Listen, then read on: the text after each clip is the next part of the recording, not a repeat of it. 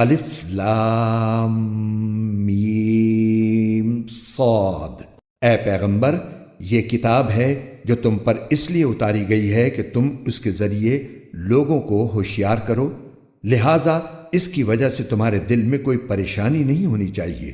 اور مومنوں کے لیے یہ ایک نصیحت کا پیغام ہے۔ لوگوں،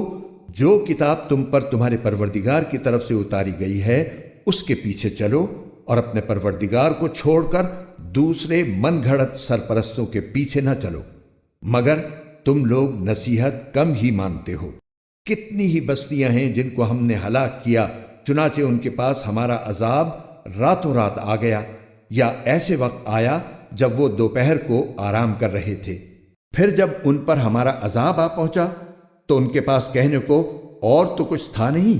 بس بول اٹھے کہ واقعی ہم ہی ظالم تھے۔ اب ہم ان لوگوں سے ضرور باز پرس کریں گے جن کے پاس پیغمبر بھیجے گئے تھے، اور ہم خود پیغمبروں سے بھی پوچھیں گے کہ انہوں نے کیا پیغام پہنچایا اور انہیں کیا جواب ملا۔ پھر ہم ان کے سامنے سارے واقعات خود اپنے علم کی بنیاد پر بیان کر دیں گے، کیونکہ ہم ان واقعات کے وقت کہیں غائب تو نہیں تھے، اور اس دن اعمال کا وزن ہونا اٹل حقیقت ہے۔ چنانچہ جن کی ترازو کے پلے بھاری ہوں گے وہی فلاح پانے والے ہوں گے، اور جن کی ترازو کے پلے ہلکے ہوں گے